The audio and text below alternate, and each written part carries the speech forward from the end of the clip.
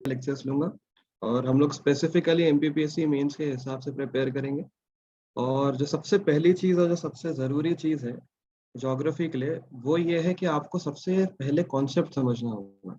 अगर ज्योग्राफी ऐसा सब्जेक्ट, अगर आप एक बार कॉन्सेप्ट समझ गए, बेसिक ही समझ गए, तो आपको एडवांस में कोई प्रॉब्लम होगी ही नहीं होगी बिल्कुल।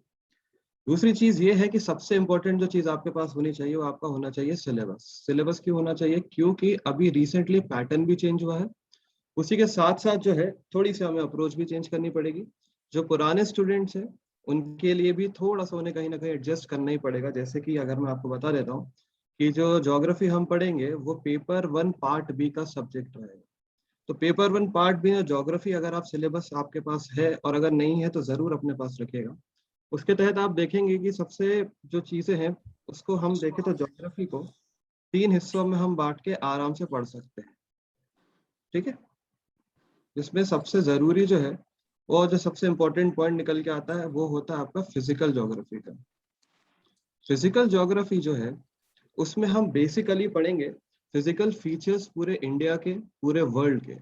फिजिकल फीचर्स में हमें शुरुआती इनिशियल दौर पे कुछ कॉन्सेप्ट समझने पड़ेंगे, और एक बार वो कॉन्सेप्ट अगर क्लियर हो जाते हैं आपको, तो आगे चलते चलते जो है हम सारे कॉन्सेप्ट, जो एडवांस कॉन्सेप्ट है वो हम खुद ही डेवलप कर लेंगे। फिजिकल ज्योग्राफी में भी हम 3 हेड के तहत पढ़ेंगे। सबसे पहला जो आता है वो आता है जियोमॉर्फोलॉजी। उसके अलावा जो दूसरा आता है वो आता है क्लाइमेटोलॉजी। और जो तीसरा आता है वो आता है ओशियानोग्राफी। तो ये 3 बेसिक्स अगर हम समझ गए तो हम पूरी ज्योग्राफी वर्ल्ड की समझने को तैयार हो जाएंगे। और किसी भी टाइप का भी क्वेश्चन आ जाए, कैसा भी क्वेश्चन आ जाए, हम उसको आराम से अटेम्प्ट कर पाएंगे, बहुत आराम से। दूसरी चीज, मेरी जो अप्रोच रहती है फिजिकल ज्योग्राफी की वो ये रहती है कि मैं फ्लो डायग्राम और फ्लो चार्ट की मदद से पढ़ाना ज्यादा सही समझता हूँ। उसका कारण ये है कि जब आप 3 मार्कर लिखने पर आएंगे, तो 3 मार्कर में जब अपन फ्लो चार्ट अगर आपको याद रहेगा तो आप 3 मार्कर बड़ी आसानी से बना लेंगे, एफर्टलेसली बना लेंगे। ना आपको रटने की जरूरत पड़ेगी, ना आपको बार बार मेमोराइज करके उसको प्रैक्टिस करने की जरूरत पड़ेगी। सिर्फ एक फ्लो डायग्राम बनेगा, अपना एक चार्ट बनेगा, और वो चार्ट की मदद से आप जो है पूरी फिजिकल ज्योग्राफी एक बार में समझ जाएंगे। और आराम से 3 मार्कर हो, चाहे 5 मार्कर हो, चाहे 11 मार्कर हो, अपन आराम से अटेम्प्ट कर पाएंगे, जो कि हम अपनी सब्सिक्वेंट क्लासेस में भी देखेंगे। जियोमॉर्फोलॉजी जो है वो थोड़ा सा बड़ा पड़ता है टॉपिक, क्योंकि उसमें जो है वहीं से सारी चीजें का जो होता है उद्गम गोले, या जो जो रूट है वो जियोमॉर्फोलॉजी। जियोमॉर्फोलॉजी में हम समझेंगे बेसिक स्ट्रक्चर ऑफ अर्थ क्या होता है, अर्थ में रॉक्स कहाँ से आए, मिनरल्स कहाँ से बने, वही मिनरल जो है बाद में जो होते हैं मिनरल्स ओर्स बनते हैं, और ऐसे ही करके हमें अलग अलग पत्थर मिलते हैं, और वही से हम जो है एडवांस करेंगे हमारे ज्योग्राफी के अगले सेक्शन के। अगला जो सेक्शन हम देखेंगे ज्योग्राफी का, अगला सेक्शन जो हम देखेंगे ज्योग्राफी का वो रहेगा हमारा इकोनॉमिक ज्योग्राफी। इकोनॉमिक या सोशल ज्योग्राफी, जिसको हम ह्यूमन ज्योग्राफी के नाम से भी जानते हैं। इसमें क्या रहता है, ह्यूमन ज्योग्राफी में हम पढ़ते हैं कि ह्यूमन एज अ रिसोर्स हम ज्योग्राफिकली किस तरीके से यूजफुल है, और किस तरीके से हम जो है अपना भी एवं हमारे आसपास जो चीजें हैं, जो हमारे रिसोर्सेज है, जो कि ज्योग्राफी के द्वारा या अर्थ के द्वारा प्रोड्यूस की गई है, उनको हम कैसे रिसोर्सफुल यूटिलाइजेशन कर पाएंगे। इसमें जो सबसे इंपॉर्टेंट चीज आती है, एक जो इसका सब पार्ट है वो है ह्यूमन रिसोर्सेज। और ह्यूमन रिसोर्स में आता है स्पेसिफिकली डेमोग्राफी। डेमोग्राफी में क्या आता है, डेमोग्राफी में अगर आप देखेंगे, डेमोग्राफी में अगर आप देखेंगे तो डेमोग्राफी से हर साल जो है वो क्वेश्चन आना तय है, चाहे वो प्री हो चाहे वो मेंस हो। डेमोग्राफी में सबसे जरूरी जो चीज है वो आपका है Excuse me, census. sir. Sir, जी sir, sir. sir. Use dark pen, sir, like black and जी sir. color. It's not readable. Okay sir. Okay, okay.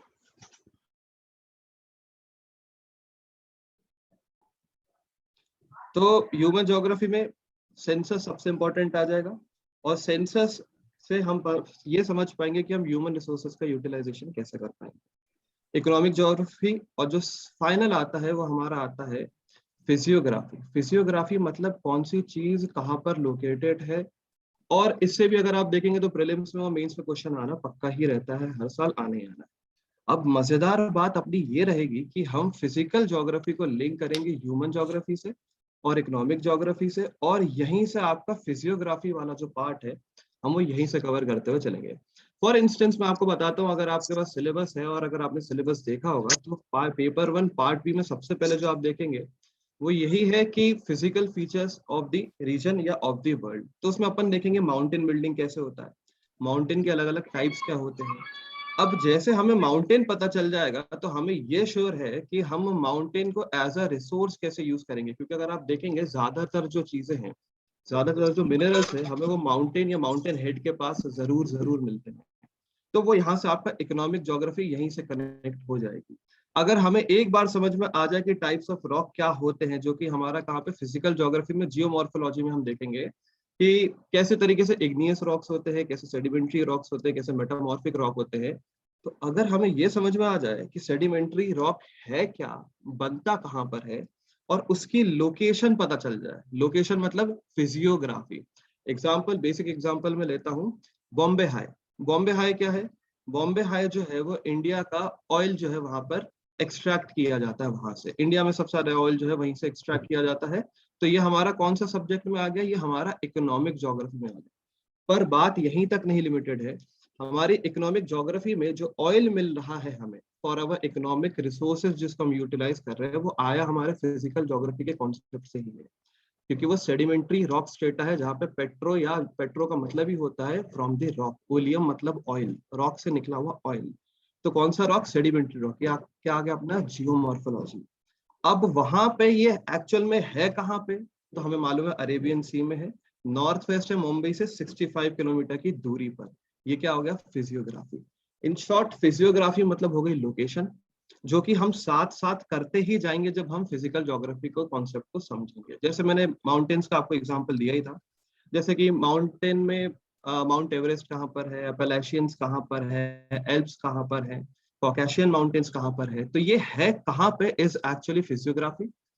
बना कैसे है? Its actual physical geography. Physical geography मतलब उसका रिलीफ क्या है, वो बना कैसे है, उसकी प्रोसेस क्या है, तो वो पूरी प्रोसेस यहाँ पे आएगी।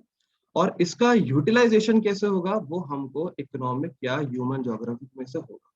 तब अगर अब आप अपना सिलेबस देखेंगे मेंस का, तो आप अपने पूरे सिलेबस को, जो मेरे सामने डायग्राम बना है, जो मैंने फ्लो चार्ट बनाया है, इस फ्लो चार्ट में हर जगह फिट करके देख सकते हैं, और हर चीज रिलेटेड है।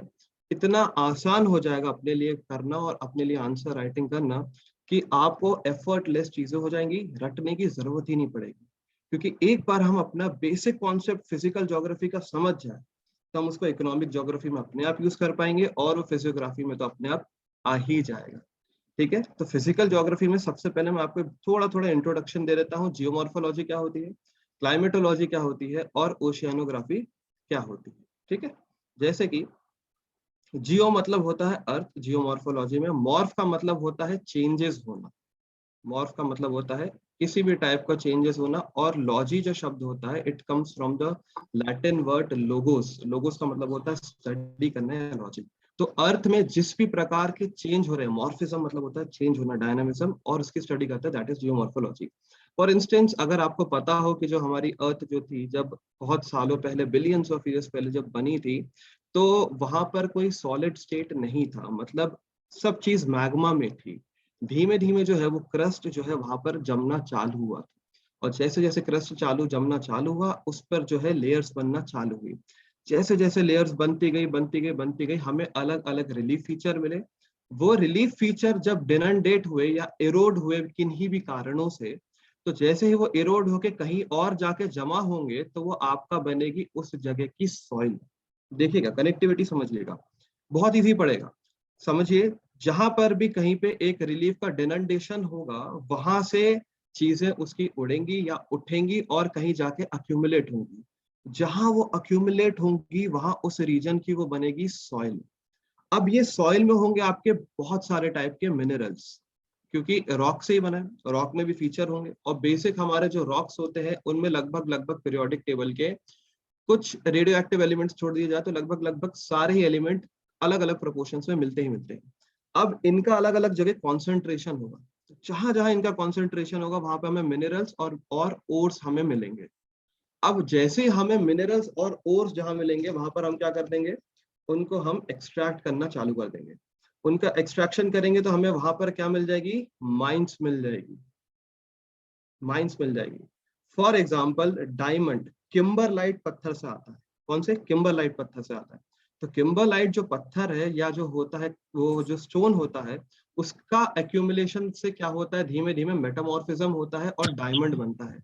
जहां पर डायमंड होता है वहां पे हम क्या करते हैं, उसका एक्सट्रैक्शन चालू कर देते हैं, वहां पर हमें डायमंड की हमारी माइंस मिलना चालू हो जाती है। तो ये हो गया हमारा क्या, इकोनॉमिक एक्सप्लॉयटेशन ऑफ रिसोर्सेज या इकोनॉमिक और judicious use of resources, which is nothing but economic geography. तो आप देख रहे हैं कनेक्ट करने का। तो जब भी क्वेश्चन आए तो हमने देखिए क्वेश्चन को रिवर्स में जाके इंजीनियर करके, रिवर्स इंजीनियरिंग में जाके उसको हमने टैकल किया। यही हमें करना है, यही हमारी अप्रोच रहेगी। ये हो गया सिर्फ जियोमॉर्फोलॉजी का एक छोटा सा एग्जांपल। बाकी हम जैसे जैसे क्लासेस में एडवांस करेंगे वैसे बहुत सारी चीजें क्लियर होती जाएंगी। अगला देखिए क्लाइमेटोलॉजी, सबसे मजेदार, बहुत इजी, भयंकर इजी। कैसे इजी? कुछ कॉन्सेप्ट हमें बेसिक फिर से समझने हैं, जहां पे मैं फिजिक्स और केमिस्ट्री के बहुत बेसिक कॉन्सेप्ट यूज करूंगा और आप खुद ब खुद अपने आप ही जवाब देंगे, मुझे जवाब देने की जरूरत भी नहीं पड़ेगी। जैसे ही आप क्लाइमेटोलॉजी पे आएंगे, जैसे कि मैं एक एडवांस फिनोमिना मैं आपको बता देता हूँ। जो एडवांस फिनोमिना है इसके बारे में आपने सुना ही होगा, दैट इज साइक्लोन। और साइक्लोन के बनने को हम कहते हैं साइक्लोनोजेनेसिस, है ना। तो साइक्लोनोजेनेसिस में क्या होता है? जेनेसिस मतलब होता है ओरिजिन, किसका? साइक्लोन का। तो अभी आपके जितने भी रिसेंट साइक्लोन्स आए थे या पुराने जितने भी साइक्लोन्स आए थे, चाहे वो अम्फान ही क्यों ना हो, वो कैसे बनता है, तो वो हम देखते हैं कहाँ पर? क्लाइमेटोलॉजी में। इनफैक्ट क्लाइमेट से रिलेटेड जो भी फिनोमेना हो उसको हम क्लाइमेटोलॉजी के अंडर स्टडी करेंगे। अब क्लाइमेटोलॉजी के अंदर स्टडी करने से हमें क्या फायदा होगा? देखिए, पहली चीज रिसोर्स यूटिलाइजेशन। देखिएगा, इन्हीं तीन में हमको पूरी ज्योग्राफी घुमानी है और इन्हीं तीन की मदद से आप मेंस का कोई भी टॉपिक समझ लेंगे और कोई भी आंसर लिख लेंगे। मैं बार बार कह रहा हूँ, मतलब इस चीज का कुछ ना कुछ इंपॉर्टेंस है, बहुत बेसिक है। और जैसे ही आप वेदर फिनोमिना समझ लेंगे, आप उसको इकोनॉमिक यूटिलाइजेशन कर सकेंगे। जैसे कि अगर मेरे को पता चल जाए हमारे मॉनसून के बारे में, तो मैं मॉनसून की जो है, अगर मुझे इसके बारे में डिटेल एक बार पता चल जाए, तो मैं फार्मर्स को बता सकता हूँ कि कहाँ पे रेनफॉल होने वाली है, ज्यादा होने वाली है, कम होने वाली है। अगर मुझे साइक्लोन के बारे में पता चल जाए अर्ली वार्निंग सिस्टम की मदद से, तो मैं क्या कर सकता हूँ, वहां के लोगों को बता सकता हूँ, इन्फॉर्म कर सकता हूँ कि साइक्लोन आने वाला है, जल्दी से रिलीफ या रिहेबिलिटेशन के मेजर्स चालू कर दीजिए।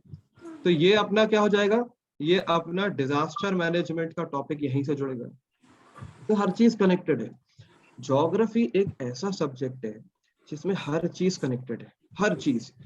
इसमें जो डायनामिज्म आप अपनी तरफ से क्रिएट कर सकते हैं, वो और कोई सब्जेक्ट में नहीं कर सकते। सबसे अच्छी बात है कि आप अगर कॉन्सेप्ट समझ गए तो आप आंसर्स में इतने पॉइंट ऐड कर सकते हैं, इतने पॉइंट ऐड कर सकते हैं कि जरूरत ही नहीं पड़ेगी आपको किसी और कहीं और जाने की। बस बेसिक आप एक बार समझ जाए, बेसिक्स अपने जैसे क्लियर होते जाएंगे, आपको एडवांस में कहीं जाने की जरूरत ही नहीं पड़ेगी। ठीक है। तो ये क्लाइमेटोलॉजी का मैंने आपको टर्शरी मतलब हाईएस्ट लेवल फिनोमेना मैंने बताया। बेसिक्स में हम देखेंगे विंड के बारे में, विंड के पैटर्न्स क्या होते हैं, विंड के अब अलग अलग मूवमेंट को देखेंगे हम। विंड के मूवमेंट्स में जैसे कि हमारी लोकल विंड्स हो गए, जैसे आपको पता है कि गर्मी के समय ही लू चलती है, ठंडी में तो लू चलती नहीं है। तो गर्मी के समय ही क्यों चलती है, और अलग अलग वर्ल्ड में कहाँ कहाँ अलग अलग हवाएं चलती हैं, ये हमारा फिजियोग्राफी का टॉपिक हो गया।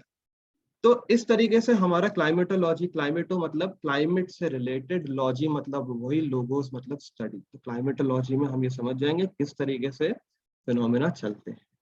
तीसरा आता है ओशियनोग्राफी, जहां पर अब हम ओशियंस की स्टडी करेंगे। ओशियंस में आपको पता ही है कि लगभग लगभग 70% ऑफ द वर्ल्ड जो है वो ओशियन से बना हुआ है। हमारा जो ग्लोब है उस पे जो है 70% जो वाटर है वो एक्चुअल में ओशियानिक वाटर है, जिसमें ऑब्वियसली अलग अलग जैसे वो बाउंड होता जाएगा तो उसकी डेफिनेशन चेंज होती जाएगी। उसकी डेफिनेशन दो चीजों पर डिपेंड करेगी। एक जो चीज होगी वो होगा वो किस तरीके से बाउंड है पानी, और दूसरा उसका टेम्परेचर। इस आधार पर हम ओशियन के छोटे छोटे हिस्सों में उसको तोड़ते जाएंगे, जैसे ओशियन से छोटा सी, फिर बे, फिर लेक। तो इन चीजों के आधार पर चलेगा। तो ओशियनोग्राफी में हम बेसिकली समझेंगे कि वर्ल्ड के ओशियंस कैसे हैं, वर्ल्ड में ओशियानिक फिनोमेना कैसे चलता है। अगर आपको नहीं पता है तो मैं आपको बता दूं कि दुनिया का जितना पानी है वो एक जगह स्थिर नहीं है, वो पानी पूरी दुनिया में घूमता रहता है। इसीलिए आप कचरा कहीं फेंकते हो और वो जाके जमा कहीं और होता है। और मैंने कचड़े का एक स्पेसिफिक एग्जांपल इसलिए लिया क्योंकि करंट में अभी न्यूज में एक चीज चल रही है जिसका नाम है ग्रेट पैसिफिक पैच।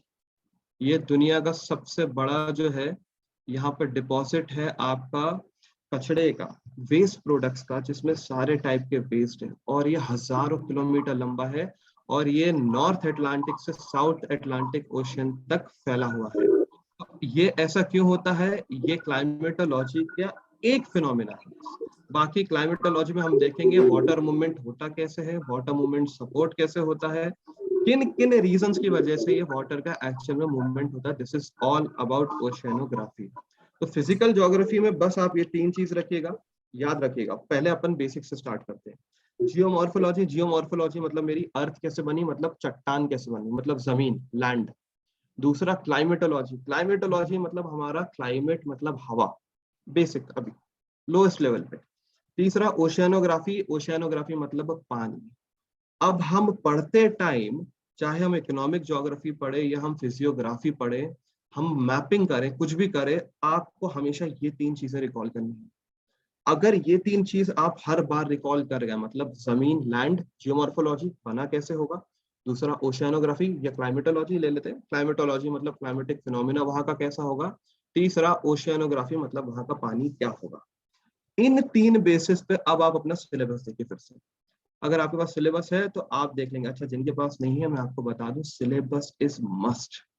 अगर आपके पास सिलेबस नहीं है और अगर आपको अपनी एग्जाम की अप्रोच नहीं पता है, तो आपकी मेहनत फ्यूटाइल चली जाएगी, कोई मतलब नहीं निकलेगा उसका।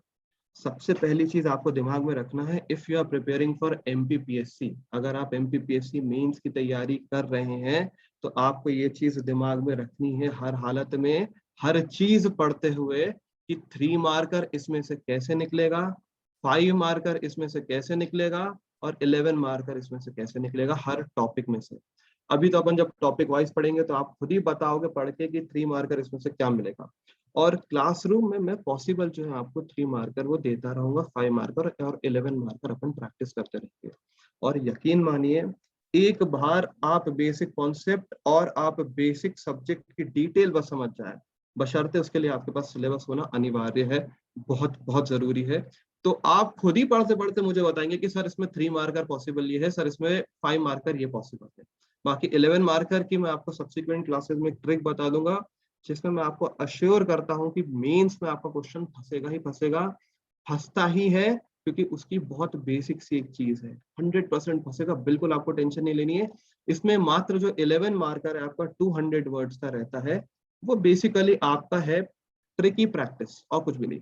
एक सेट ऑफ क्वेश्चंस रहते हैं वेल डिफाइंड, आप माने ना माने ये सच है, वेल डिफाइंड सेट क्वेश्चंस रहते हैं, वही आने हैं वही आएंगे।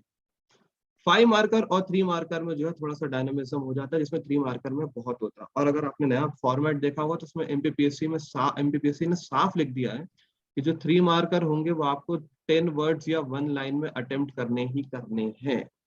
तो जैसे ही अगर आप क्लास में अभी तक सुन रहे होंगे मेरी बात, तो अगर मैं आपसे पूछूंगा बॉम्बे हाई इन तीनों में से कौन सी कैटेगरी में आ सकता है, ऑब्वियसली 11 मार्कर में अगर मैं सिर्फ बॉम्बे हाई शब्द बोलता हूं तो या तो 3 मार्कर में आएगा, और ज्यादा से ज्यादा 5 मार्कर में आप लिख सकते हैं। क्यों 5 मार्कर में? क्योंकि उसकी थोड़ी बहुत डिटेल जो है हम उसको 50 वर्ड्स के आसपास खींच सकते हैं। ये चीज आपको दूसरी दिमाग में रखनी, सिलेबस साथ में रखते हुए ये चीज ध्यान रखिएगा। सिलेबस साथ में रखते हुए जब आप ये चीज एक चीज हर चीज पढ़ते हुए, आपको बस कंटिन्यूसली ये अपने बैक ऑफ द माइंड एक चीज चलानी है कि 3 मार्कर इसमें क्या हो सकता है, 5 मार्कर क्या हो सकता है, 11 मार्कर क्या हो सकता है। आपका खुद का एक क्वेश्चन बैंक आपके दिमाग में तैयार हो जाएगा। जैसे ही आपका एक क्वेश्चन बैंक एक बार दिमाग में तैयार हो गया, आप अगर कोई सब्जेक्ट ढंग से नहीं भी, इन केस अगर नहीं भी हो पाया, तो आप वो चीज अपने आप क्वेश्चन उसमें से निकालना तो सीख ही जाओगे। और ये चीज मेरी बात यकीन मानिए कि it's all about practice, it's all about दिमाग लगाना।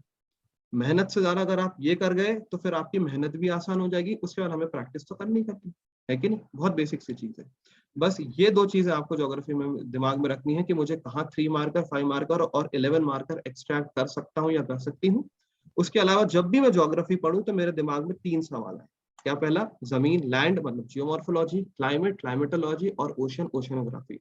उसका कारण मैं आपको बता रहा हूँ, जब आप डिजास्टर मैनेजमेंट में आंसर लिखने जाते हैं, या तो कोई ज्योग्राफी का एडवांस क्वेश्चन आता है, तो आप इतनी आसानी तरीके से उसका फ्लो डायग्राम बना लेंगे, आप उसका एक बेसिक पैटर्न प्रिपेयर कर लेंगे दिमाग में। अभी आपको उतनी जरूरत नहीं पड़ेगी। यहाँ पे शायद मेरे ख्याल से अगर आपने किसी ने सिविल सर्विसेज भी अटेम्प्ट दिया हो तो वहां पर भी 150 से 250 वर्ड्स के क्वेश्चन आते हैं। ज्योग्राफी मेंस ऑप्शनल मेरा रहा है, मैंने मेंस की ऑप्शनल की तैयारी अच्छे से की थी उस टाइम पे, और मैंने आंसर्स चेक किए हैं, करवाए भी हैं।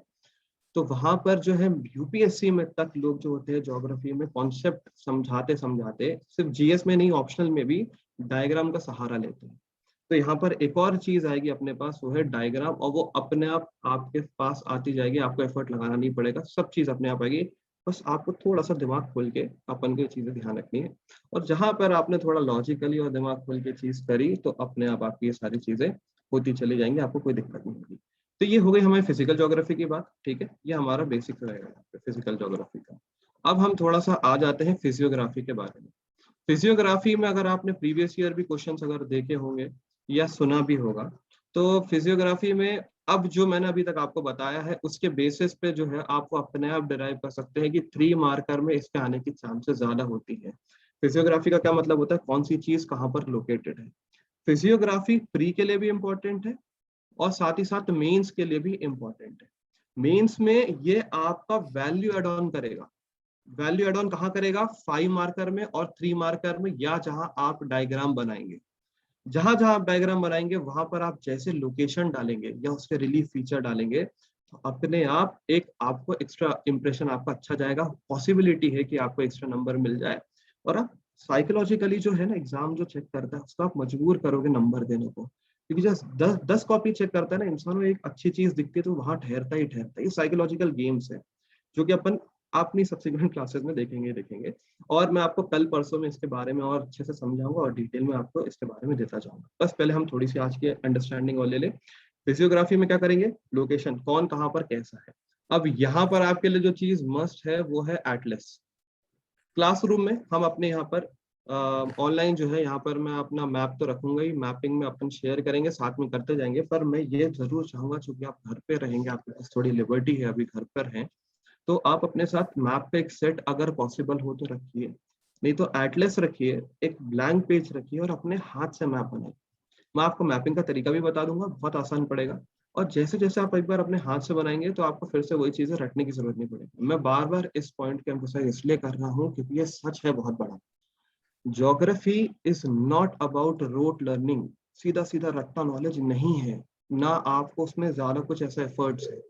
बेसिक कॉन्सेप्ट अगर आप समझ गए, इन चीजों को लिंक कर दिया, जो यहाँ पर डायग्राम बने हैं, जो फ्लो चार्ट बना है, आपका काम बहुत बहुत बहुत सिंपल हो जाएगा, एफर्टलेस हो जाएगा। अच्छा, मैं आपको एक और चीज बताना चाहूंगा कि सिर्फ पेपर 2 में हमारा जो, सॉरी, पेपर 1 पार्ट बी में हमारा ज्योग्राफी नहीं है, paper 3 which is science and tech, जिनने सिलेबस नहीं देखा कृपया सिलेबस देख लीजिएगा।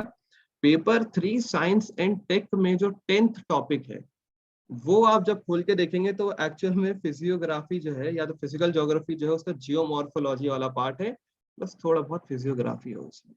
तो वो चीज उन्होंने पेपर 3 में भी ऐड करके रखी है, उसको जो पेपर 3 का टॉपिक नंबर 10 है वो भी मैं यहीं पे ऐड करूंगा, और यहीं पे साथ साथ उसको अपन कवर करते हुए चलेंगे। दूसरी चीज, जैसे जैसे मैं क्लास आपकी लेता जाऊंगा आप अपने पास सिलेबस रखिएगा, हमारा जो टॉपिक होता जाएगा उस टॉपिक को आप अंडरलाइन करिएगा, जितनी बार आप उसको रिवाइज करेंगे उसको अंडरलाइन करते जाइएगा, उसको टिक करते जाइएगा, ठीक है। तो आपको भी एक वो रहेगा, सेटिस्फैक्शन रहेगा कि हाँ हमारा ये टॉपिक हो गया, सिलेबस का हमारा कोई टॉपिक नहीं छूटा है। जब आपका एक बार ये हो जाएगा तो मैं आपको और जो है उसके बाद उसमें अपन कॉन्सेप्ट क्लियरिटी कैसे करेंगे इन सारे डायमेंशंस को ऐड करके। तो फिर आप जब अपन साथ ही में क्लास में एक टॉपिक आपका जैसे अंडरलाइन हो जाएगा, टॉपिक कंप्लीट होगा, मैं तुरंत वहां पे आपके प्री स्तर के भी और मेंस स्तर के भी क्वेश्चन साथ ही साथ करवाऊंगा। आपको वहीं पे घर पे बैठे बैठे आराम से क्वेश्चंस करने हैं, वहीं पे सामने क्वेश्चन अटेम्प्ट करना चाहे तो कर सकते हैं, वरना व्हाट्सएप हमारा जो अभी ग्रुप बनेगा उस पर आप आके मेरे को आंसर्स भेज सकते हैं, मैं वहां पे पर्सनली आपके आंसर चेक करके दूंगा। मेरे जो पुराने स्टूडेंट्स हैं उनका मेरा ग्रुप बना ही हुआ है, स्पेसिफिकली जो मेंस की तैयारी कर रहे हैं अभी भी। और मुझे जैसे जैसे आप आंसर्स भेजते जाएंगे, जैसे जैसे मुझे लगता जाएगा कि आपकी कॉन्सेप्ट क्लियरिटी होती जाएगी, तो मैं आपको एक एडवांस ग्रुप पे जो कि स्पेसिफिकली मींस के हम लोगों का ग्रुप है, मैं आपको उसमें ऐड करवाता जाऊंगा। आप उसमें ऐड होइएगा, वहां पर आप देखिएगा कि किस तरीके से जो है आंसर्स कॉपी चेक होती है और कैसे कैसे लोग आंसर्स लिखते हैं। जब आप देखेंगे तो आपका दिमाग और खुलेगा। इसीलिए मेरी बात मानिए, ये 3 चीजें फिजिकल ज्योग्राफी की दिमाग में रखते हुए हम ज्योग्राफी का हर एस्पेक्ट पढ़ेंगे, everything, let it be physiography. Physiography में हमारे पास एटलस रहेगी, और एक बार हमें बेसिक फीचर्स पता चल जाएंगे तो आप एटलस में उसको बस ढूंढने की जरूरत है, कौन सी चीज कहाँ पर है, उसके अलावा कुछ भी नहीं है। Physiography is all about location. Location उसका टेम्पोरल एस्पेक्ट, टेम्पोरल का मतलब समझते हैं, टेम्पोरल मतलब टाइम। ये मैं आपको अलग से ऐड करवाऊंगा उसमें हर जगह पे, कि कौन सा जो माउंटेन है वो कैल्सिडोनियन है, अर्सिनियन है, कौन सा अभी एल्पाइन सीरीज का है, मतलब नया कौन सा, बीच का कौन सा, और पुराना कौन सा। एक बेसिक जियोलॉजिकल टाइम स्केल होगी जो आपके सिलेबस का पार्ट है। तो हम पहले वो समझेंगे कि हमारी अर्थ की घड़ी क्या है, हमारी अर्थ की घड़ी कब चालू हुई थी और आज की डेट तक क्या चल रही है, और कौन सी जगह कहाँ पर है और वो कब बनी थी, ये थोड़ा जरूरी हो जाता है। तो टेम्पोरल एस्पेक्ट और उसका स्पेशल एस्पेक्ट मतलब location is all about physiography. Temporal aspect generally ज्यादातर लोग नहीं बताते, नहीं पढ़ाते भी हैं, क्योंकि उनको लगता है कि जरूरी नहीं है। पर आप खुद ब खुद देखोगे कि कितनी चीजें छोटी छोटी ज्योग्राफी में बेसिक्स कितने जरूरी है, कितने बारीक बारीक चीजें आपके आंसर्स को किस लेवल तक निखारेंगी, और एफर्टलेस रहेगा सब। अब आप बोलेंगे सर आप बार बार यही बातें बोल रहे हो, क्योंकि ये सच्चाई है। जैसे ही आप आगे बढ़ोगे आपको ये चीजें बहुत बेहतरीन तरीके से क्लियर हो जाएंगी। फिजियोग्राफी में हमारी एटलस हो गई, ठीक है। तो ये चीजें आप ध्यान रखिएगा, ये किसी भी हालत में आप चाहिए ही चाहिए। फिजियोग्राफी मेरी साथ साथ चलेगी फिजिकल ज्योग्राफी के। जैसे अगर हम रिवर्स, जैसे रिवर्स के कॉन्सेप्ट को हम क्लियर करते जाएंगे, स्टेजेस ऑफ रिवर जो है हम समझेंगे कैसे होते हैं, क्या होते हैं, थोड़े बहुत टेक्निकल टर्म्स के साथ, जो कि हमको याद ही करने पड़ेंगे, क्योंकि वो कोई और भाषा में होते हैं बस, और भाषा का खेल और कुछ भी नहीं है। लैटिन रहेगी और कुछ भी नहीं, है ना। तो थोड़े बहुत वर्ड टर्मिनोलॉजी हमें याद करना पड़ेगा, जैसे कि स्ट्राइक क्या होता है, डिप क्या होते हैं, प्लंज पुल क्या होते हैं, कैसे अलग अलग स्टेजेस होते हैं रिवर के। तो जैसे ही हम रिवर का कॉन्सेप्ट फिजिकल ज्योग्राफी में समझ लेंगे, हम तुरंत ही तुरंत उसको कहाँ पे अप्लाई करेंगे, फिजियोग्राफी में। जैसे कि गंगा कहाँ पर है, गंगा की लेंथ कहाँ पर है, टेम्पोरल एस्पेक्ट, गंगा कब आई, है कि नहीं, गंगा कब आई ये कोई सोचता ही नहीं है। पर जब गंगा 3 मार्कर आता है ना, तो वहां पर हम एक वर्ड यूज करेंगे, कब आई, कैसे आई, क्यों आई। जैसे इंडस के लिए आपने वर्ड एक यूज शायद सुना हो, एमपीपीएससी प्री में भी पूछे गए क्वेश्चन से, एंटीसीडेंट रिवर क्या होती है, ऑब्सिक्वेंट स्ट्रीम्स क्या होती है, सब्सिक्वेंट स्ट्रीम्स क्या होती है। तो ये जो वर्ड है ना, ये वर्ड एक अलग इंप्रेशन झाड़ते हैं, सही में झाड़ते ही है, बिल्कुल एग्जैक्टली। क्योंकि ये वर्ड्स जो है आपके आंसर को नेक्स्ट लेवल पे ले जाएंगे। जब आप गंगा के बारे में, इंडस के बारे में कोई लिखेगा कि इंडस की लेंथ जो है वो इतनी होती है, या डायग्राम बनाएगा इतनी होती है, ये मानिए हर कोई करेगा, हर कोई करेगा। पर जब आप लिखेंगे ना वहां पे एंटीसीडेंट स्ट्रीम, ये हर कोई नहीं करेगा। जब आप लिखेंगे सोन के बारे में, it is a super imposed river system, या सिर्फ सुपर इम्पोज्ड, कॉमा एडजेक्टिव बनाएंगे हम, एडजेक्टिव विश्लेषण बनाएंगे, super imposed river system following the केंझुआ रिज। अब लोगों को ये नहीं मालूम कि केंझुआ रिज मध्य प्रदेश में सीधी के पास है। तो वो कहाँ से आता है, वो फिजियोग्राफी से आता है। और जो फिजियोग्राफी में केंझुआ रिज के पास जो सुपर इम्पोज जो रिवर सिस्टम है, वो हमारा कहाँ से आएगा, फिजिकल ज्योग्राफी से। अब आप समझ पा रहे हैं हर चीज। यही 3 क्लासिफिकेशन है, और इन 3 क्लासिकल क्लासिफिकेशन में फिजिकल ज्योग्राफी समझने का है। फिजिकल ज्योग्राफी समझ गए और लोग जगह की लोकेशन समझ गए, इकोनॉमिक ज्योग्राफी मक्खन है, मलाई है, बिल्कुल मलाई है। जब आपको पता है कोई चीज कहाँ पर है, वो चीज बनी कैसे है, तो आप उसका रिसोर्स यूटिलाइजेशन आप खुद ही बता दोगे कैसे किया जाएगा। जैसा अगर आपको पता है कि सोन नदी कहाँ से निकलती है, उसका नाम सोन क्यों पड़ा, टेम्पोरल एस्पेक्ट क्या है, तो आप खुद बता दोगे वहां पर डैम होगा कोई ना कोई। वो डैम कहाँ पर होगा, क्यों होगा, वो आप बता दोगे वहां के रिलीफ फीचर से। कि आपका शहडोल में ही क्यों, कहाँ पर, कौन सा देवलोड के पास ही क्यों डैम बना है, और दूरी पे क्यों नहीं बना है। जैसे ही आप रिलीफ समझ जाओगे ना, सब आपको समझ में आ जाएगा क्यों डैम यहाँ पे बना है। सोचिए आप इतने एडवांस लेवल पे आप खुद ही पहुंचेंगे, मुझे बोलना ही नहीं पड़ेगा, आप खुद ही सारी चीजें बताना चालू कर देंगे, इतना आसान पड़ेगा। इकोनॉमिक ज्योग्राफी पर हम आते हैं। इकोनॉमिक ज्योग्राफी में वही है जो मैं आपको जब से बता रहा हूँ, कि आपका रिसोर्स का यूटिलाइजेशन कैसे करेंगे। कोई भी माइन कहाँ पर है, माइन की लोकेशन क्या है, वो आपको यहाँ से निकल के आए। अब आप प्रीवियस ईयर क्वेश्चंस भी देखेंगे मेंस के, तो उसमें जो इकोनॉमिक ज्योग्राफी के क्वेश्चंस हैं, जैसे कि माइंस का डेवलपमेंट कहाँ हुआ, या तो कोई भी टाटा स्टील प्लांट कहाँ पर है, या आयरन और स्टील प्लांट कहाँ पर है, अलग अलग स्टील प्लांट्स कहाँ कहाँ पर है, इनके बारे में जो है आप कैसे बताओगे। जैसे कि 5 मार्कर में कोई स्टील प्लांट के बारे में आ गया, जैसे इसको के बारे में आ गया, या गेल सेल किसी के बारे में भी आ गया, तो आप पहले ये चीज बताओगे वो है कहाँ पर, मतलब उसकी फिजियोग्राफी। अब आप खुद ही बता दोगे वो वहां पर क्यों है। छत्तीसगढ़ में क्यों है आपका आयरन और स्टील प्लांट, और आपका तमिलनाडु में क्यों नहीं है। केरल और तमिलनाडु में ही क्यों कोल की आपकी माइंस और कहीं पे क्यों नहीं है, वो कहाँ से पता चलेगा। फिर से आइए कहाँ पे, फिजिकल ज्योग्राफी। ऐसा क्या हुआ था हमारे पास्ट में कि वहीं पे वो चीजें मिल रही हैं, है कि नहीं। जम्मू कश्मीर में आपने सुना है कि जम्मू कश्मीर में है जो है ना आयरन स्टील प्लांट खोजा जा रहा है, खोला जा रहा है, इनॉग्रेट किया मोदी जी ने जाके, ऐसा कभी सुना है? नहीं सुना होगा। पर हाँ, जम्मू कश्मीर में कोल का प्लांट जरूर सुना होगा अगर आपने सुना हो। क्यों? ज्योग्राफी में, फिजिकल ज्योग्राफी, जियोमॉर्फोलॉजी का कॉन्सेप्ट आता है कि कहाँ पर कैसे डिपोजिशन से मिनरल्स ओर्स बनते हैं। उन मिनरल्स ओर्स का utilisation is nothing but economic geography. अब इकोनॉमिक ज्योग्राफी जो है, बहुत लोग मैंने देखा, मेरे एक्सपीरियंस से बहुत से स्टूडेंट्स इसमें डरते हैं कि इकोनॉमिक ज्योग्राफी याद करने में दिक्कत होती है, पता नहीं कैसे करेंगे। वो ये चीजें समझ ही नहीं पा रहे कभी कि अगर वो फिजिकल ज्योग्राफी समझ जाए और फिजिकल ज्योग्राफी को अप्लाई कर ले रोजमर्रे में, सिर्फ मुश्किल से 5 मिनट दिन के लेके, इकोनॉमिक ज्योग्राफी सबसे इजी टॉपिक है, सबसे इजी, सबसे स्कोरिंग। आप फैक्ट वही बता दोगे अगर आपको फिजिकल ज्योग्राफी, फिजियोग्राफी क्लियर हो। ह्यूमन ज्योग्राफी देखिए, यहाँ पर अब अपन को रटने की जरूरत पड़ेगी। हमारी जनसंख्या कितनी है, पॉपुलेशन डेंसिटी कितनी है, कहाँ पर कैसी है, वो पढ़ना इसलिए जरूरी पड़ता है क्योंकि जो इकोनॉमिक ज्योग्राफी, यहाँ पर आपको नाम ही समझ में आ रहा होगा, ये ओवरलैप करता है इकोनॉमिक्स से। इससे इकोनॉमिक्स मतलब पेपर 3 और सोशियोलॉजी से, ये जो हिस्सा ये थोड़ा सा ओवरलैप करता है, इसीलिए हम इसको इकोनॉमिक फिजिकल ज्योग्राफी कहते हैं।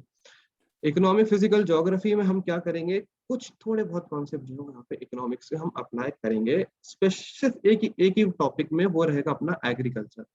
एग्रीकल्चर में हम यहाँ पे थोड़ा सा जो है, मैं आपको डीप में ले जाऊंगा, थोड़ा सा हल्का सा इकोनॉमिक्स के। उसके बिना जो है वो आप ये नहीं पढ़ सकते हो। और अगर आप अपना सिलेबस देखो तो प्री और मेंस दोनों में है, तो ये बहुत इंपॉर्टेंट पड़ता है एग्रीकल्चर। एग्रीकल्चर से क्वेश्चन मेंस में आना 100% है, तो अपन इसको किसी हालत में रिस्क नहीं ले सकते, छोड़ नहीं सकते। और ये भी आप देखोगे बहुत इजी पड़ेगा। कैसे इजी पड़ेगा? अगर आपको जियोमॉर्फोलॉजी पता है कि कहाँ पर कौन सी मिट्टी होती है, अगर आपको क्लाइमेटोलॉजी पता है कि कहाँ पर कैसी बारिश होती है, तो एग्रीकल्चर बचा ही नहीं, खत्म एग्रीकल्चर वहीं पे। जैसे मैं आपसे पूछूं कि मध्य प्रदेश में जो है बहुत ज्यादा धान की खेती होती है, बहुत ज्यादा रिकॉर्ड तोड़ धान की खेती होती है, ये क्या सच है? नहीं, क्योंकि हमारे और भी स्टेट्स है जहां पर बहुत अच्छी धान की, मतलब पैडी कल्टीवेशन होता है, या तो फिर राइस, है ना, पैडी से ही राइस निकलता है। तो ये ऐसा कहाँ पर होता है? हमारा सबसे ज्यादा वेट पैडी कल्टीवेशन जिसको हम कहते हैं, वो हमारा होता है वेस्ट बंगाल में, उत्तर प्रदेश के काफी एरिया में, बिहार के काफी एरियाज में, और हमारे पंजाब में। पंजाब में कारण ये है, नदियां भी है, क्योंकि राइस के लिए, पैडी के लिए, आपको वेट पैडी कल्टीवेशन के लिए क्या चाहिए? पानी। तो अगर मुझे पता होगा कहाँ पर रिवर्स है और कहाँ पर मॉनसूनल रेनफॉल ज्यादा है, मैं अपने आप लोकेट कर लूंगा। अगर मुझे ये पता चल जाए कहाँ पर जियोमॉर्फोलॉजी में कैसी मिट्टी बनी है, तो मैं वहां से वैसी क्रॉप के बारे में पता कर लूंगा। मुझे बस मात्र ये पता करना है कि ब्लैक सॉइल कहाँ पर बन रही है, फिर मैं ये बता दूंगा कि ब्लैक सॉइल में कौन कौन सी आपकी फसलें होती है, तो आप एग्रीकल्चर आपका यहाँ से सीधा का सीधा जुड़ जाए। It's that simple. और ये बहुत सिंपल है ज्योग्राफी। एक बार आप बेसिक कॉन्सेप्ट समझ जाइए, बेसिक फिनोमिना समझ जाइए, तो आपको बहुत आसान रहेगा। अब जो सेकंड जो डाउट आता है सबसे ज्यादा स्टूडेंट्स को, वो ये रहता है कि सर हम बुक भैया कौन से रेफर करें। किसी का ऑडियो स्टार्ट है, ऑडियो चालू है, प्लीज ऑडियो म्यूट कर लीजिए। फोन पे है ना आपके पास, है ना? तो फोन पे मैं 200 रुपए कर दूं तो कैश दे दोगे? मैं एटीएम लाना भूल गया। ऑडियो चालू है किसी का? प्लीज ऑडियो म्यूट कर लीजिए अपना, अजितेश जी ऑडियो ऑफ कर लीजिए। प्लीज ऑडियो ऑफ कर लीजिए। ठीक है। अब अगला आता है बुक्स को लेकर सबसे ज्यादा डाउट कि सर हम बुक्स कौन सी ले, कौन सी बुक्स से रेफर करें, क्या करें। है तो ज्योग्राफी में यही 3 चीजें। बुक्स में आपको बता देता हूँ, स्टैंडर्ड बुक आपको कौन सी लेनी है, और स्टैंडर्ड बुक्स में हम उन्हीं को रेफर करते हुए पढ़ेंगे। फिजिकल ज्योग्राफी में सबसे इंपॉर्टेंट जो है मेरे हिसाब से, जो मेरे एक्सपीरियंस के हिसाब से मैंने देखा है, और ज्यादातर जो लोग पढ़ते हैं, लूसेंट के अलावा ही बात करूंगा मैं। लूसेंट जो है अब जो है इन टॉपिक्स में हल्का सा एमपीपीएससी डायनामिज्म लाने लगा है, और लोगों के आंसर्स बहुत ज्यादा अच्छे होने लगे हैं। सिर्फ यहाँ पे नहीं, आप देखोगे अलग अलग जगह पे लोगों के आंसर्स सही में बहुत ज्यादा अच्छे होने लगे हैं। वो अब लूसेंट तक जो है स्टक नहीं रह गए हैं। उसका कारण ये है कि बहुत सारे सिविल सर्वेंट्स जो सिविल सर्विसेज की तैयारी कर रहे हैं यूपीएससी की, वो एसएससी मतलब आपको स्टेट सिविल सर्विसेज एग्जामिनेशन में आने लगे हैं। तो वो वही अप्रोच को कॉपी कर रहे हैं, फॉलो कर रहे हैं, जिसकी वजह से उनको बहुत अच्छे अच्छे नंबर मिल रहे हैं। 150 में लोग 100 नंबर उससे भी प्लस खींचने के लिए इतने अच्छे अच्छे आंसर लिख रहे हो, मिल भी रहे हैं।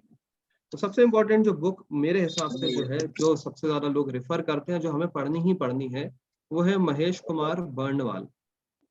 महेश कुमार बर्णवाल जो है, वो आपको फिजिकल ज्योग्राफी के लिए खरीदनी है, या आपको पीडीएफ मिल जाएगी। अगर आपके पास पीडीएफ नहीं है या आपको किसी कारण से नहीं मिल पा रही, तो आप मुझे व्हाट्सएप कर दीजिएगा, डीएम कर सकते हैं, मुझे कोई दिक्कत नहीं है। मैं आपको उसकी पीडीएफ, मेरे पास अगर होगी, जिस भी बुक की आपको चाहिए, मैं आपको उसकी पीडीएफ शेयर कर दूंगा। महेश कुमार बर्णवाल आप ले सकते हैं फिजिकल ज्योग्राफी के लिए और इंडियन ज्योग्राफी के लिए।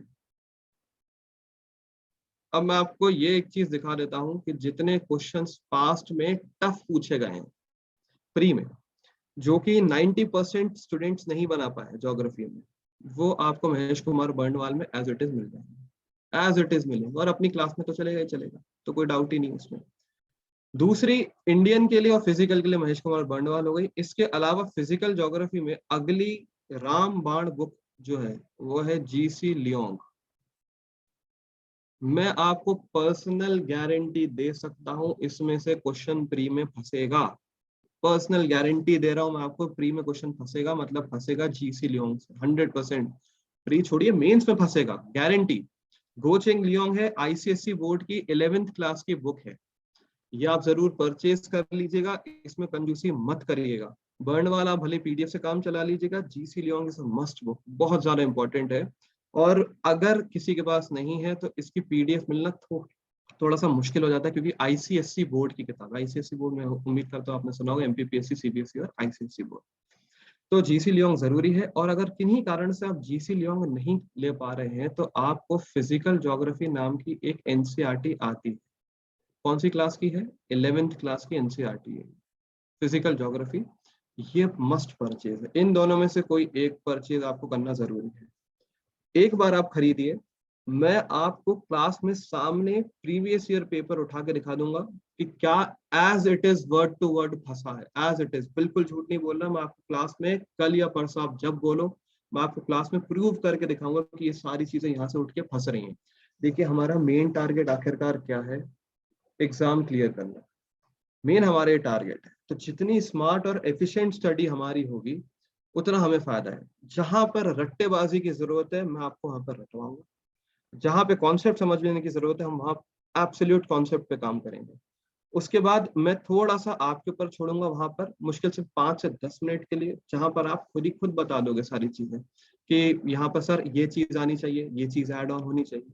और आप अपने आंसर में जहां पे भी आप लिखेंगे, या तो आप अपने नोट्स बनाएंगे, वहां पर वो चीज ऐड करते जाइएगा। ठीक है? वो ये सारी चीजें इन्हीं से निकल के आएंगी, इन्हीं बुक्स में से निकल के आएंगी, और यही अपन को रेफरेंस रखना है अभी के लिए। बाकी मैं जो फिजिकल ज्योग्राफी जो है, मेरी तरफ से जो रहेगी, DR खुल्लर रहेगी, सवेंद्र सिंह रहेंगी, क्योंकि मेरी ऑप्शनल की बुक्स रही थी। तो DR खुल्लर और सवेंद्र सिंह आपको लेने की बिल्कुल जरूरत नहीं है, और माजिद हुसैन बिल्कुल जरूरत नहीं है। उसमें से जो इंपॉर्टेंट चीजें हैं, वो इंपॉर्टेंट चीजें मैं आपको कॉन्सेप्ट उसमें से ऑलरेडी निकाल के रखूंगा, मेरे पास उसके नोट्स प्रॉपर बने रखे हैं तीनों बुक्स के। कोई भी चीज आपसे छूटेगी नहीं, ये मेरी गारंटी। ठीक है? कोई भी चीज नहीं छूटेगी आपकी, ये पक्का है। बस आपको साथ में याद करते जाना है और कुछ भी नहीं करना। ठीक है? ये हो गया फिजिकल ज्योग्राफी की बात। फिजिकल ज्योग्राफी में आप इससे ज्यादा अपने पास नहीं खरीदेंगे, और बाकी क्लासरूम नोट्स और जो कोचिंग नोट्स आपको प्रोवाइड होंगे, इससे ज्यादा आप नहीं जाएंगे। बिल्कुल गलती नहीं करिएगा। 3 किताबें खरीदनी है, 4 किताबें खरीदनी है, मैं कुछ बता रहा हूँ, आपको बुक में नहीं मिल रहा है, तो आपको लग रहा है अरे जी सर ने कहाँ से पढ़ा, मैं भी ये बुक लाऊंगा या लाऊंगी। गलती करनी नहीं है। सीधी बात, एग्जाम क्लियर करना है। एक अटेम्प्ट, ये अटेम्प्ट या अगला अटेम्प्ट जो भी आप देंगे, उसमें आपको जाना है और सीधा का सीधा देना है, और खत्म करके कहानी खत्म करनी है। मैं ये उम्मीद करता हूँ कि मेरे सब्जेक्ट में आप सब 100+ लाएंगे मेंस में। मैं इससे कम आपसे एक्सपेक्टेशन नहीं रखूंगा, क्योंकि मैं अगर इस स्तर पे अगर उतरूंगा और पढ़ाऊंगा, आपसे मेहनत करवाऊंगा, तो मैं आप सभी से उम्मीद करता हूं कि आप मेरे सब्जेक्ट्स में तो एटलीस्ट 100+ से नीचे नहीं लाएंगे। और अगर साथ में चलते रहे, तो आप कभी जाओगे नहीं 100+ से नीचे। ठीक है? यहाँ पर आपको थोड़ी सी मेहनत लगेगी। ठीक है? एग्जैक्टली मेरे भरोसे पर मत बैठिएगा, आपको खुद ब खुद भी मेहनत करनी पड़ेगी, क्योंकि ये आपकी लड़ाई है, एग्जाम आपको देना है। ठीक है, तो साथ ही साथ आपको प्रैक्टिस करते चलना है। हार्डली क्लास के बाद आपको दिन में 1 घंटा निकालना पड़ेगा। उस 1 घंटे में आप सारे कॉन्सेप्ट कर लीजिएगा, क्लियर कर लीजिएगा, और आपकी सारी चीजें यहीं की यहीं खत्म हो जाएगी। वहीं सील कर दीजिए, वहीं खत्म कर दीजिए। उसको मात्र प्रैक्टिस करेंगे अपन, समय समय पर रिविजन करेंगे। कोचिंग इंस्टीट्यूट आपसे टेस्ट लेता रहेगा, अपन वो टेस्ट करवाइएगा। ठीक है, अगली चीज ये हो गई अपनी फिजिकल ज्योग्राफी की बुक्स। अब जो है इकोनॉमिक ज्योग्राफी की बुक्स मैं आपको बता देता हूँ, है ना। इकोनॉमिक ज्योग्राफी के लिए और ह्यूमन ज्योग्राफी के लिए जो बेसिक बुक है, ठीक है, जिससे बेसिक बुक का ये मतलब है जिसमें बेसिक कॉन्सेप्ट दिए और जिससे फंसता है। बुक्स तो बहुत सारी है ना, जिससे फंसता है। और दूसरी चीज जो आपका बेसिक भी क्लियर करेगा, वो है एनसीईआरटी क्लास 12th की। क्लास 12th की एनसीईआरटी है। ह्यूमन एंड इकोनॉमिक ज्योग्राफी करके 2 बुक्स आएंगी इसकी आपकी, एक नहीं आएगी। पहली आएगी ह्यूमन ज्योग्राफी की, दूसरी आएगी सोशल एंड इकोनॉमिक ज्योग्राफी की। तो ये 2 बुक्स आपको खरीदनी ही खरीदनी है। ठीक है, ये 2 अपनी रेफरेंस रहेंगी। इसमें हर चीज नहीं दी है, वो मैं आपको ऐड ऑन करवाऊंगा, खासकर डेमोग्राफी, क्योंकि डेमोग्राफिक चेंजेस बहुत ज्यादा अभी हो रहे हैं और अभी बहुत सी चीजें ऐड की गई है। जैसे सोशियो इकोनॉमिक कास्ट सेंसस पे लेके जो है बहुत ज्यादा चर्चाएं चल रही हैं कि हमारा पुराना सेंसस को हटाया जाए और जितनी भी गवर्नमेंट स्कीम्स है वल्नरेबल सेक्शन के लिए, तो उनमें आप सोशियो इकोनॉमिक कास्ट सेंसस को यूज करिए। गवर्नमेंट के हर डेटा में अब आप देखेंगे, जो भी स्कीम्स देखेंगे आप इकोनॉमिक्स में, और हमारे जियो इकोनॉमिक्स में जो स्कीम्स रहेंगी, एग्रीकल्चर में रीयूज रहेंगी, पीडीएस में वगैरह जो रहती हैं, वो सब आपके सोशियो इकोनॉमिक कास्ट सेंसस को बेसिस बनाया जा रहा है। तो ये सारी चीजें जो हम ऑब्वियसली ऐड करेंगे। दूसरी चीज, करंट अफेयर्स जो है, जहां पर डायनामिज्म की जरूरत पड़ेगी वो यही टॉपिक में पड़ेगी, इकोनॉमिक और ह्यूमन ज्योग्राफी में। यहाँ पर जो करंट अफेयर्स जो रहेगा वो मैं आपको ऐड करवाऊंगा। आप अपनी तरफ से भी कहीं से पढ़ना चाहे तो पढ़ सकते हैं, आप बिल्कुल घटना चक्र ले सकते हैं, आपको जो अच्छी बुक लग रही है कर सकते हैं। मेरा जो पर्सपेक्टिव रहेगा मैं आपको पहले ही आज के दिन ही क्लियर कर देता हूँ। इसमें जो एडवांस करंट के कॉन्सेप्ट रहेंगे, मैं आपको यूपीएससी के सोर्सेज से वो क्लियर करवाऊंगा, सिविल सर्विसेज के कोर्सेज से। वहां से मैं आपको एडवांस कॉन्सेप्ट लूंगा, जहां पर जितने की जरूरत पड़ेगी उतने की। आप अपनी तरफ से मत जाइएगा, नहीं तो बहुत सारी चीजें और भटक जाएंगे, टाइम वेस्ट होगा और कुछ नहीं होगा। बाकी अगर आपको पढ़ना है तो कोई दिक्कत नहीं है।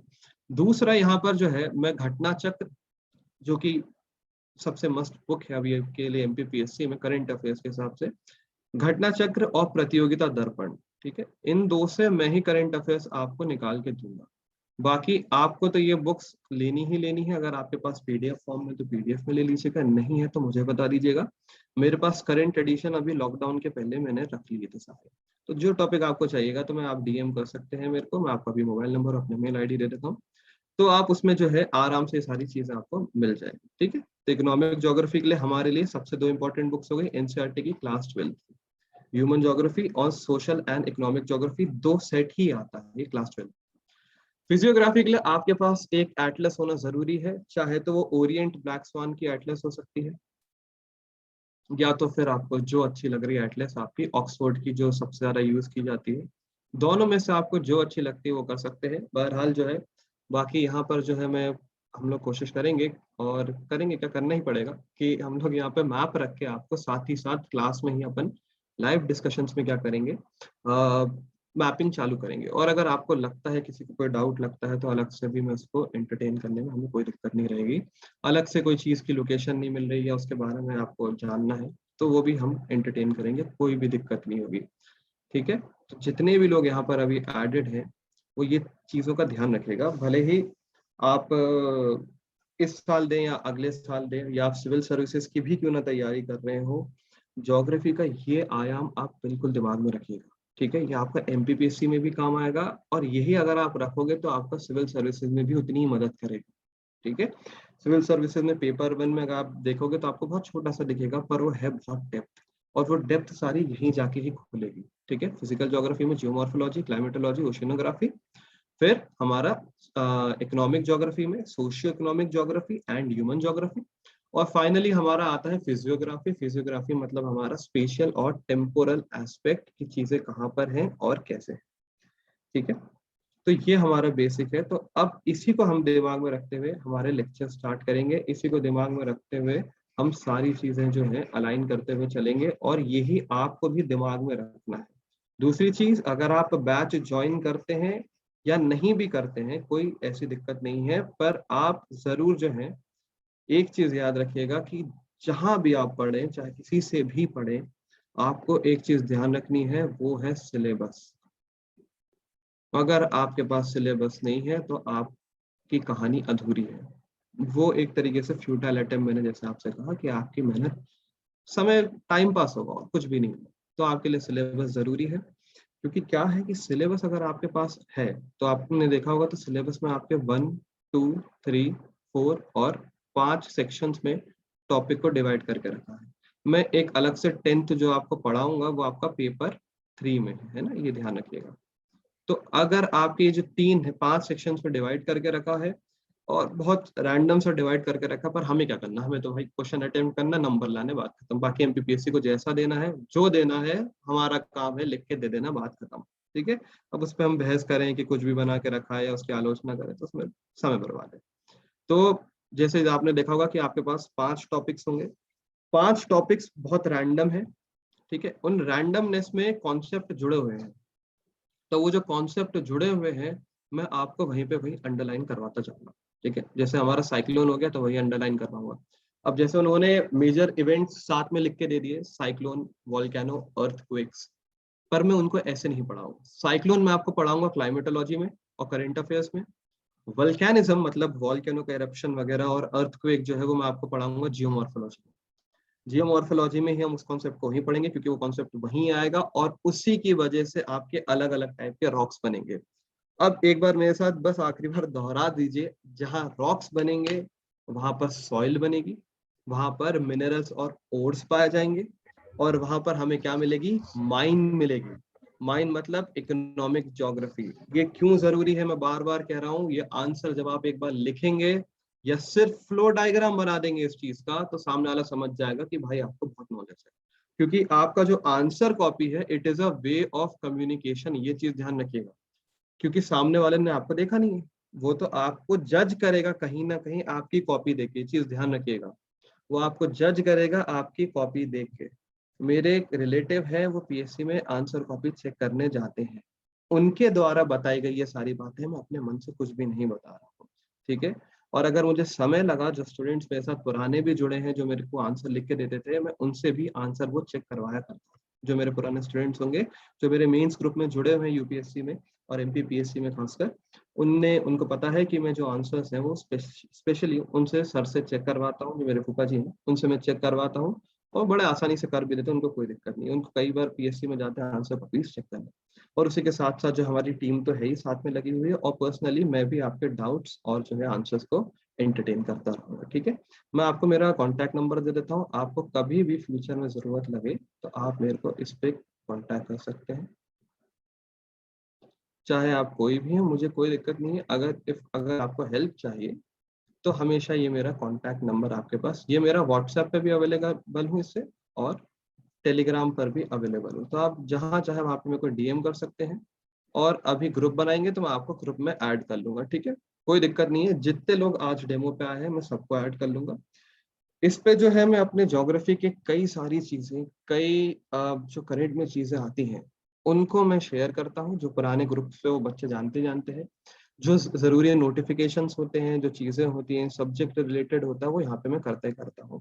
उसके अलावा मेरा एक मेंस का अलग से बैच है, मेरा व्हाट्सएप पे ही ग्रुप है, जिसमें स्पेसिफिकली हम कोई न्यूज या रैंडम टॉपिक निकाल के उसको सिलेबस में टॉपिक में कहाँ एकोमोडेट करना है वो करते हैं। देखिए चीज बहुत जरूरी है। मेरी बातें ये वो बहुत अच्छे से समझ पा रहे होंगे जिन्होंने एक बार या एक से ज्यादा बार मेंस दिया होगा। जब आप एक बार पूरा सिलेबस पढ़ लेते हैं ना, एक बार मेंस के लिए प्रॉपरली पढ़ लेते हैं, तो फिर कोई भी टॉपिक आता है ना तो आप अपने आप उसको स्लॉट में रखने लगते हैं अपने दिमाग में। अच्छा अच्छा, ये तो पेपर 1 का टॉपिक है, अच्छा ये तो पेपर 2 का टॉपिक है, अच्छा पेपर 4 में आएगा। तो ऐसे जब आप करने लगते हो ना, मतलब उस दिन आप समझ जाना आपका मेंस क्लियर हो जाए। क्यों? क्योंकि आप मेंस के पूरे की चीज को जानते हैं।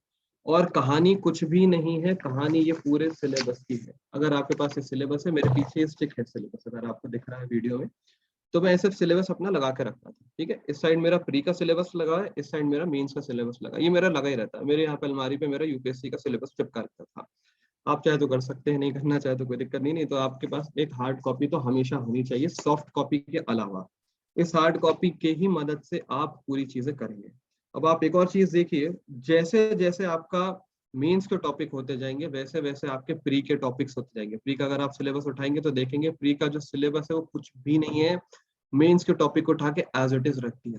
तो जैसे जैसे हमारा मेंस का टॉपिक हो जाएगा मैं आपको प्री के भी क्वेश्चन साथ ही साथ करवाऊंगा। दूसरी चीज, मेरी एक अप्रोच में थोड़ा सा चेंज रहेगा, है ना। वो ये रहेगा कि मैं आपको जो क्वेश्चन प्री के दूंगा वो उसमें मैक्सिमम क्वेश्चंस जो रहेंगे वो आपको पीडीएफ फॉर्म में भी मिल जाएंगे, और यहाँ पर सामने भी हम पीडीएफ में अटेम्प्ट करेंगे, सामने लाइव ही करेंगे हम, क्योंकि घर पे पता नहीं आप करते हैं कि नहीं करते। तो मैं सामने भी कुछ क्वेश्चंस आपको दूंगा, तो आप आंसर अपनी कॉपी में ABCD करके लिख लीजिएगा, फिर मैं आपको डिस्कस कर दूंगा, ठीक है। ये मैं इतना करवा सकता हूँ आपके लिए। दूसरी चीज ये रहेगी कि मैं थोड़ा CTFS टाइप के क्वेश्चंस पे जोर दूंगा। CTFS मतलब स्टेटमेंट्स दिए रहते हैं जिसमें मोर देन वन करेक्ट होते हैं। उसका कारण ये है कि मैं आपका एक जो मानसिक डेवलपमेंट होता है ना क्वेश्चंस की तरफ, और एक जो दिमाग खुलना चाहिए जो कि जरूरी है, मेरे हिसाब से बहुत ज्यादा जरूरी है, जो कि आपकी मेहनत को आधा करेगा, है ना। हमको बिल्कुल वैसी मेहनत नहीं करनी कि लगे हुए हैं, रटे पड़े हैं, ये कर रहे हैं वो कर रहे हैं, नहीं। ज्योग्राफी ऐसा सब्जेक्ट है जिसमें हमको रोट लर्निंग करनी नहीं है, हमको बेसिक कॉन्सेप्ट समझते चलना है, ठीक है। तो मैं आपको थोड़े CTFS दूंगा क्लास में, ठीक है। अगर आप ग्रुप में ऐड होते हैं तो मैं ग्रुप में भी आपको CTFS शेयर करूंगा। CTFS इसीलिए जरूरी है, CTFT भी कहते हैं उन्हें, मतलब एक से ज्यादा करेक्ट वाले, मल्टीपल जिसमें करेक्ट होता है कि स्टेटमेंट नंबर 1 2 3 दिया स्टेटमेंट, और इसमें option A which of the following are correct, 1 only, 1 2 3 only, या 2 3 ओनली, ऐसे करके जो रहते हैं। उसका कारण है कि आप कॉन्सेप्ट, मैं ये देखना चाहता हूँ कि आप कॉन्सेप्ट कितना समझ पाए, और आप कितनी जल्दी से उसको ब्रेक कर देते हैं। ये कहाँ काम आएगा, ये आपको मेंस में काम आएगा, ये आपको प्री में काम आएगा। देखिए, मटेरियल आपको पूरी दुनिया में हर जगह मिल जाएगा, हर जगह मटेरियल। ऑनलाइन का जमाना है, कोई साइट नहीं है, कोई जगह नहीं है जहाँ आपको ऑनलाइन मटेरियल ना मिल जाए। जो मैं पढ़ा हूँ उससे ज्यादा मटेरियल आपको मिल जाएगा, कोई डाउट नहीं है, उस पर मैं भी यकीन करता हूँ। पर जब इतना मटेरियल है फिर भी निकालने वालों की संख्या इतनी कम क्यों है?